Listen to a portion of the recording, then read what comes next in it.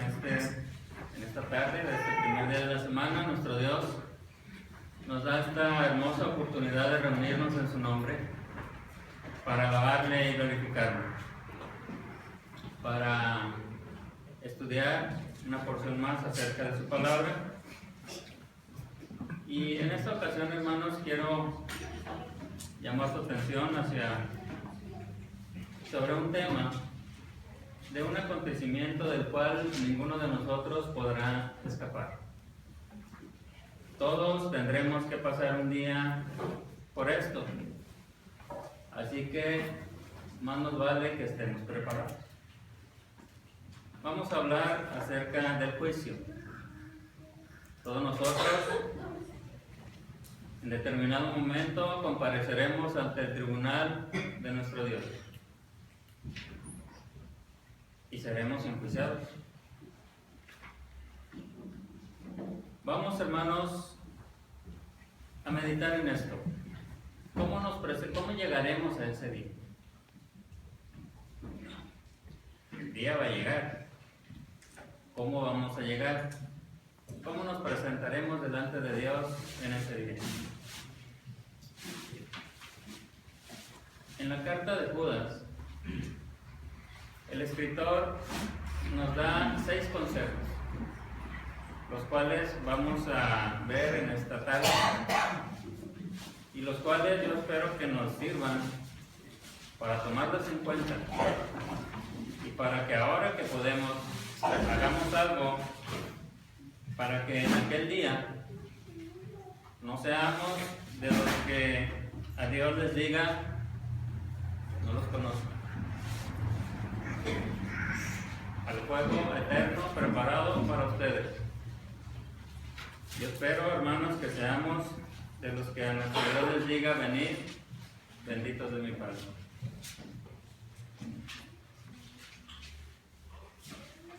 Carta según Judas, si quiere buscarla, por favor. Es una carta muy cortita. Es un solo capítulo. Judas, justo antes de Apocalipsis. Ahí está la carta de Judas.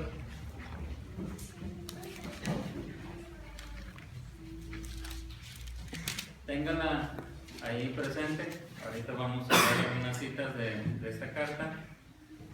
Por lo pronto, déjenme comentarle que Judas, en esta carta que escribió a los hermanos del primer siglo, trata un tema que él lo considera muy importante, porque amenazaba seriamente la estabilidad de la iglesia. Judas, hermanos, habla acerca de falsos maestros que entrarían encubiertamente a la iglesia. Judas, hermanos, nos invita para que contendamos ardientemente por la fe. Vamos a verlo, hermanos. Judas, capítulo 1, es un solo capítulo, versículo 3. Versículos 3 y 4. Acompáñenme por favor a la lectura. Carta según Judas, capítulo 1, versículos 3 y 4. Dice la escritura de esta manera: amados, por la gran solicitud que tenía de escribiros acerca de nuestra común salvación, me ha sido necesario escribiros exhortándoos que contendáis ardientemente por la fe que ha sido una vez dada a los santos. Porque algunos hombres han entrado encubiertamente, los que desde antes habían sido destinados para esta condenación, hombres impíos, que convierten en libertinaje la gracia de nuestro Dios y niegan a Dios, el único soberano de nuestro Señor Jesucristo. Judas, hermanos, nos pone en alerta. Nos dice que debemos estar atentos, porque en la iglesia van a entrar personas, dice, encubiertamente. Van a entrar personas impías que van a tratar de alejarnos de la verdad, que van a tratar de enseñarnos doctrinas falsas, que van a tratar de enseñarnos cosas que nos van a alejar de Dios. Dice en primer lugar Judas que estas personas convierten en libertinaje la gracia de Dios. Eso es lo que van a tratar de hacer estas personas. Pero ¿sabe cómo lo van a hacer? Lo van a hacer de una manera muy sutil. No sé si usted haya escuchado esta expresión. Dios es amor. ¿Será verdad esto? Dios es amor. Dios es bueno. Dios es amor. Como Dios es bueno y es amor, no te preocupes. No te va a pasar nada. No hay castigo. Se fijan, hermanos, cómo usando cosas que son verdad nos llevan a cosas que son totalmente equivocadas. Y dicen, como Dios es amor, no hay castigo. Al contrario, ¿qué hace Dios? Dios, como es un Dios de amor, Dios perdona. Dios nos perdona. Así que, ¿cuál es el problema? Podemos hacer, podemos vivir como nosotros queramos. Al fin, Dios, como es un Dios de amor, nos va a perdonar. Convierten en libertinaje la gracia de Dios. ¿Qué más hacen estas personas? Niegan a Dios y a nuestro Señor Jesucristo. ¿Qué dicen estas personas, hermanos? La creación, todo fue obra de la casualidad. ¿Fue por casualidad? Niegan el poder creador de nuestro Dios y dicen, el mundo y lo que hay en el mundo, todo surgió por casualidad. El mismo hombre, que es una evolución. Niegan a Dios y su poder creador. También niegan el poder salvador de nuestro Señor Jesucristo. ¿Qué dicen? Jesucristo fue un profeta, fue un gran maestro, pero nada más. Hijo de Dios, nunca fue hijo de Dios. Murió y resucitó. Pues murió, pero niegan la resurrección. Y dicen que nuestro Señor Jesucristo no resucitó. Y como Cristo, como ya hemos estado estudiando, como dicen que Cristo no resucitó, entonces tampoco nosotros resucitaremos. Por lo tanto, comamos y bebamos, disfrutemos la vida, que al fin mañana moriremos y ahí todo termina. Ven, hermanos, cómo atacan puntos medulares del cristianismo. Su propósito es llevar a las personas a la incredulidad, hacer que las personas no crean en Dios, alejarlas de Dios. Las invitan a vivir una vida de acuerdo a su propio criterio, de acuerdo a su propio pensamiento. Y lo que es peor, nos invitan a vivir sin esperanza.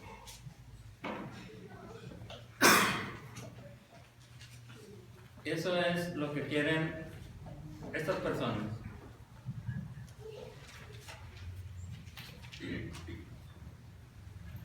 Por lo tanto, hermanos, Judas nos anima para que nosotros contendamos ardientemente por la fe. Nos invita a defender la sana doctrina y no dejarnos llevar por falsas enseñanzas. La idea de que hagas lo que hagas, no hay problema, al fin que Dios nos perdona. Y que como Dios es un Dios de amor, Esa, sabemos nosotros, hermanos, y debemos tenerlo bien claro, es una enseñanza errónea, es una enseñanza equivocada. Dios castigó a los que en la antigüedad desobedecieron. Los que en la antigüedad desobedecieron fueron castigados por Dios. Dios castigó a los que se rebelaron contra Él. Esto no lo dice Judas. Judas nos da 3 ejemplos. Versículo 5.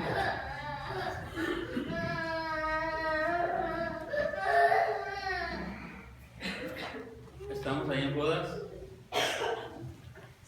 Versículo 5. Mas quiero recordaros, ya que una vez lo habéis sabido, que el Señor, habiendo salvado al pueblo, sacándolo de Egipto, después destruyó a los que no creyeron. Ese es el primer ejemplo.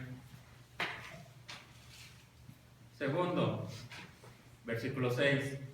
Y a los ángeles que no guardaron su dignidad, sino que abandonaron su propia morada, los ha guardado bajo oscuridad, en prisiones eternas para el juicio del gran día. Y ejemplo número 3, versículo 7.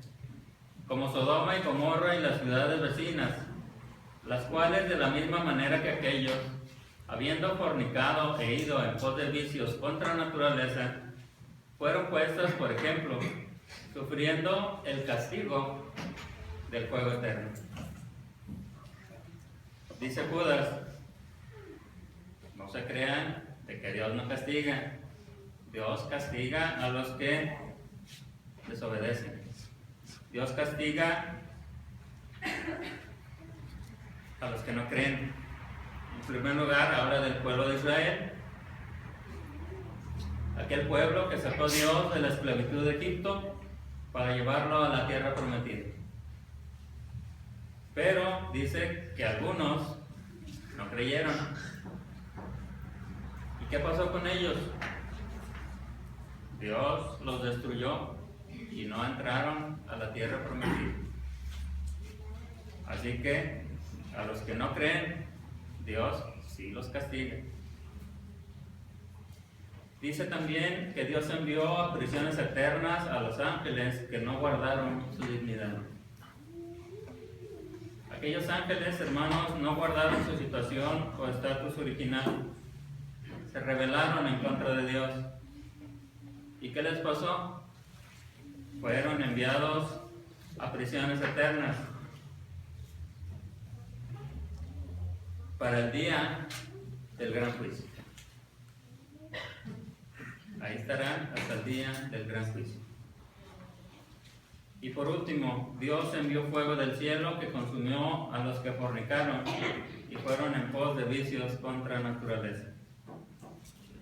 Yo sé que usted recuerda bien a Sodoma y Gomorra, ciudades consumidas por el fuego. Dios acabó con ellos por ser ciudades totalmente pervertidas. Dice Judas, por haber fornicado e ido en pos de vicios contra naturaleza. Todos, queridos hermanos, seremos juzgados un día. Y aquellos de nosotros que hayamos hecho obras impías, seremos castigados. ¿Qué tenemos que hacer si no queremos ser castigados en aquel día? ¿Qué es lo que tenemos que hacer? Hubo castigo, pues, para los que en la antigüedad desobedecieron. Habrá castigo también para nosotros, si no somos obedientes a nuestro Dios. Noten ustedes, hermanos, cómo Judas nos da 3 ejemplos. Nos da el ejemplo de un pueblo pagano, 2 ciudades paganas, Sodoma y Gomorra, que fueron castigados, fueron consumidos por el fuego. Pero también nos da otro ejemplo del pueblo de Israel, pueblo escogido por Dios. Pues también, aunque era el pueblo escogido por Dios, como no desobedecieron, más bien como desobedecieron, fueron castigados. Incluso, hermanos, los mismos ángeles de Dios, al no guardar su dignidad, ¿qué les pasó? Fueron enviados a prisiones eternas. Fueron también castigados. ¿Creen ustedes, hermanos, que nosotros escaparemos de alguna manera? Todos compareceremos ante el tribunal de nuestro Dios. Y si no somos obedientes, seremos, créanlo, seremos castigados. ¿Qué es lo que tenemos que hacer? Judas nos dice qué es lo que tenemos que hacer. Versículo 20. Versículo 20 al 23. Dice, hermanos, la palabra de Dios: pero vosotros, amados, edificándoos sobre vuestra santísima fe, orando en el Espíritu Santo, conservaos en el amor de Dios, esperando la misericordia de nuestro Señor Jesucristo para vida eterna. A algunos que dudan, convencedlos; a otros, salvad, arrebatándolos del fuego; y de otros, tener misericordia con temor, aborreciendo aún la ropa contaminada por su carne. De aquí, hermanos, quiero que saquemos 6 cosas, 6 consejos que nos da Judas sobre qué es lo que nosotros tenemos que hacer para llegar preparados a aquel día en el que seremos juzgados, al día del juicio final. Y lo primero, hermanos, que nos dice Judas es que debemos edificarnos sobre nuestra fe. Dice: edificaos sobre vuestra santísima fe. Todos nosotros, hermanos, sabemos que sin fe es imposible agradar a Dios. También sabemos que todos aquellos que se acercan a Dios es necesario que crean que le hay. Nuestro mismo Señor Jesucristo nos enseñó que el que creyere y fuere bautizado será salvo. Pero ¿qué pasará con aquel que no cree? Nuestro mismo Señor Jesucristo nos lo dice: mas el que no cree, el que no creyere, será condenado. Creer, tener fe, eso fue lo que no hizo el pueblo de Israel. El pueblo de Israel, hermanos, no creyó. Dice Judas: como no creyeron, fueron destruidos. Ellos no creyeron y fueron destruidos. Si nosotros, hermanos, no creemos, también seremos destruidos. Seremos condenados. El que no creyere será condenado. Así que es necesario, pues, que tengamos fe, que creamos en Dios y que confiemos en Él. Eso es lo primero que nos recomienda Judas. En segundo lugar, nos dice que debemos conservarnos en el amor de Dios. Conservarnos en el amor de Dios. Dios, hermanos, sacó al pueblo de Israel de la esclavitud en Egipto. Yo sé que usted lo sabe, muchas veces lo hemos aquí comentado, lo hemos platicado. ¿Por qué haría Dios eso? ¿Por qué sacó Dios al pueblo de Israel de la esclavitud en Egipto? ¿Saben por qué lo hizo? Por amor. Dios, hermanos, les prometió una tierra. Dios les dio una tierra al pueblo de Israel. Aquella tierra que le prometió a Abraham, Dios se la dio al pueblo de Israel. ¿Saben por qué lo hizo? Por amor. Ahora, hermanos, el amor de Dios se manifiesta no en un pueblo material, ya no en el pueblo de Israel.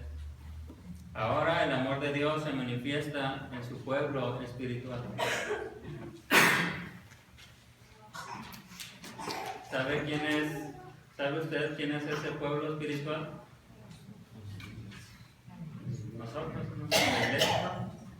Nosotros somos ese pueblo espiritual. Y ese amor de Dios se manifiesta en nosotros. Dios, queridos hermanos, nos ama tanto que nos libra de la esclavitud del pecado. Y nos ama tanto que envió a su Hijo a morir para que nosotros tuviésemos vida. Yo sé que usted lo sabe, incluso hasta de memoria, porque de tal manera amó Dios al mundo, que ha dado a su Hijo unigénito para que todo aquel que en Él cree no se pierda, mas tenga vida eterna. De esa manera, hermanos, nos ama nuestro Dios. Conservémonos, pues, en el amor de Dios, porque si no nos conservamos en el amor de Dios, créalo, queridos hermanos, seremos destruidos. Luego dice Judas: esperad la misericordia del Señor.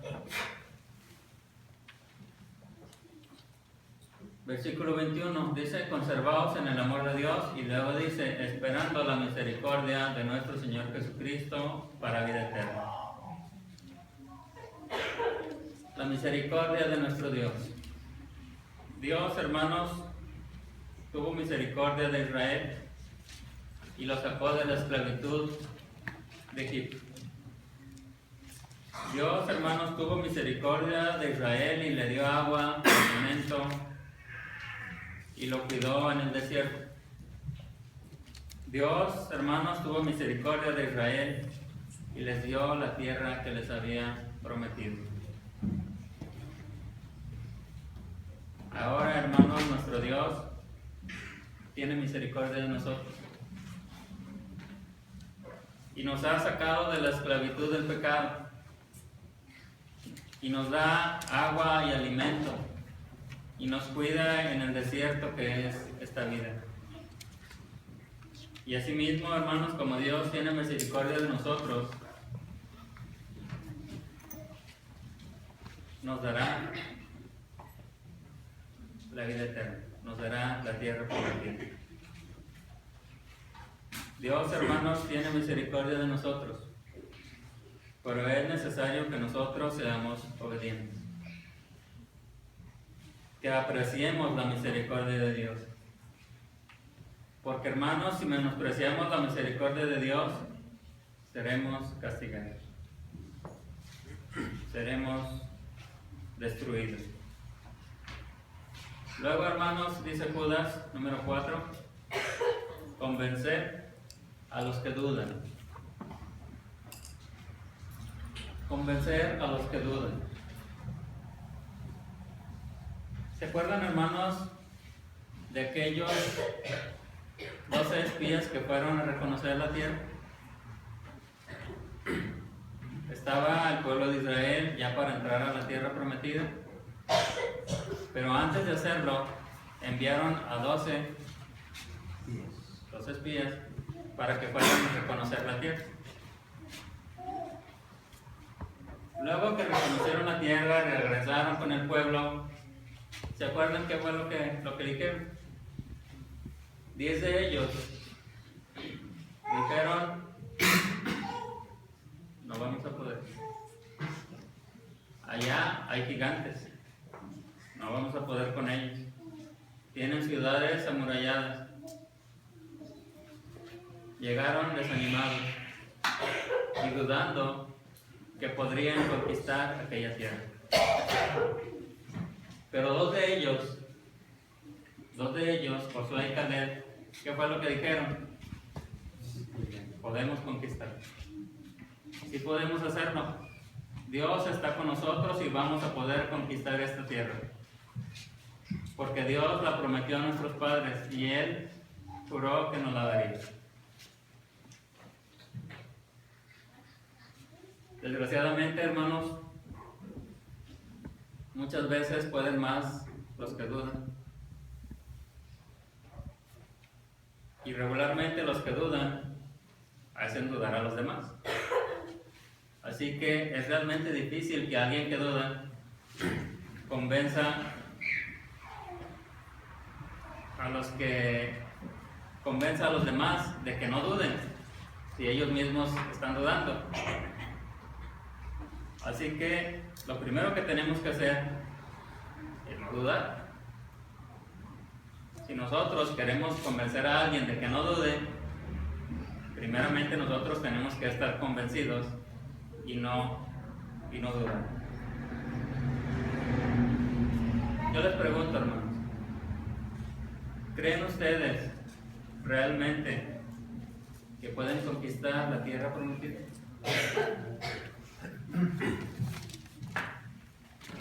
Medítelo, piénselo. ¿Cree usted que puede conquistar la tierra prometida? ¿Está plenamente convencido de ella? ¿O hay por ahí alguna duda? Si tiene usted dudas, créame que será muy difícil que convenza a otras personas de que no duden.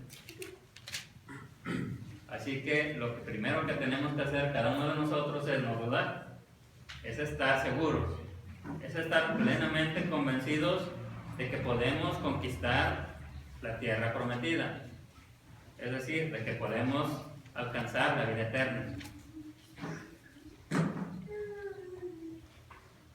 Solo así, hermanos, si estamos realmente convencidos, podremos hacer lo que dice Judas, convencer a los que dudan, ayudarles para que ellos también estén seguros de que pueden alcanzar la vida eterna. Luego dice Judas, número 5, arrebatad del fuego a los que podáis. Versículo 23. A otros salvad, arrebatándolos del fuego. Hay que arrebatar del fuego a aquellos que están perdidos, aquellos que están lejos de Dios, aquellos que ya están no destinados, pero sí ya están más cerca de recibir ese castigo. Nosotros, hermanos, lo que tenemos que hacer es arrebatarlos del fuego, hacer que ellos no vayan hacia ese castigo, no vayan hacia ese fuego eterno. ¿Se acuerdan, hermanos, de Abraham? Cuando Dios iba a destruir Sodoma y Gomorra. ¿Se acuerdan qué le decía Abraham a Dios? Cuando Dios le dijo que estaba decidido a destruir aquella ciudad. ¿Qué le dijo Abraham a Dios? Señor, si hay 50 justos, ¿perdonarás a toda la ciudad? ¿Qué le dijo Dios? Sí, perdón.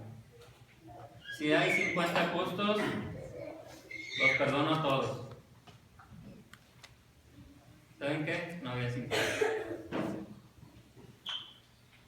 Y así se la llevó Abraham. Señor, si hay 45. No había 45. 40, 30, 20. Al final le dice a Abraham, Señor, si hay 10 justos, ¿perdonarás a toda la ciudad? Si hay 10 justos, los perdono. ¿Saben qué, hermano? No había dicho.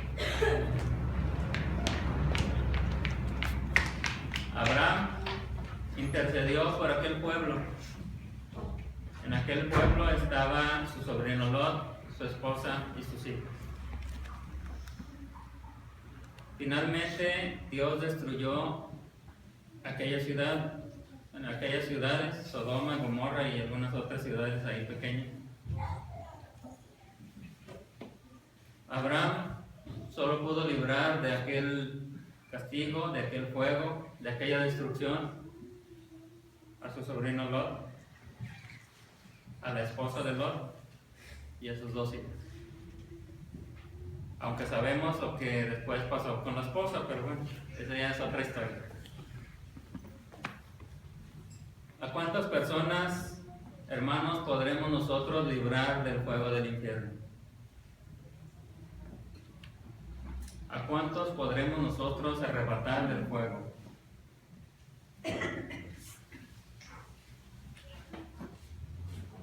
No sé, si quizá usted me diga, hermano, pues ya con que me dé libre yo del fuego, pues ya con eso. No, Judas nos dice que tenemos que arrebatar del fuego a los demás. ¿A cuántas personas podremos librar del fuego del infierno, aparte de nosotros? Esa es nuestra misión. Cuando lleguemos allá al juicio, ¿qué le vamos a decir a nuestro Dios? Libré del fuego del infierno a mi esposa, a mi esposo, a mis hijos, a mi vecino, a mi amigo, a mi compañero. ¿Vamos a poder decir eso? Todos sabemos que es nuestra misión ir por todo el mundo y predicar el Evangelio a toda criatura. De esta manera podemos ayudarlos a evitar ese fuego del infierno. Si ellos creen y obedecen, estaremos ayudándoles, estaremos arrebatándolos de ese fuego. ¿Podremos decir en aquel día en que lo hicimos? Por último, dice Judas, tened misericordia, contened. Debemos, hermanos, ser misericordiosos. ¿Con quiénes tenemos que ser misericordiosos? Primero, hemos de ser misericordiosos con los que no creen. Con los que no creen. ¿Por qué? Porque los que no creen serán destruidos. Así que debemos mostrarnos misericordiosos con aquellos que no creen. También hemos de ser misericordiosos con aquellos que no han guardado su dignidad. Hemos de ser misericordiosos con aquellos que se han alejado de Dios, con aquellos que han ido en pos de vicios que van contra su propia naturaleza. Hemos de ser misericordiosos con los fornicarios. Hemos de mostrarnos misericordiosos, hermanos, con todos nuestros semejantes.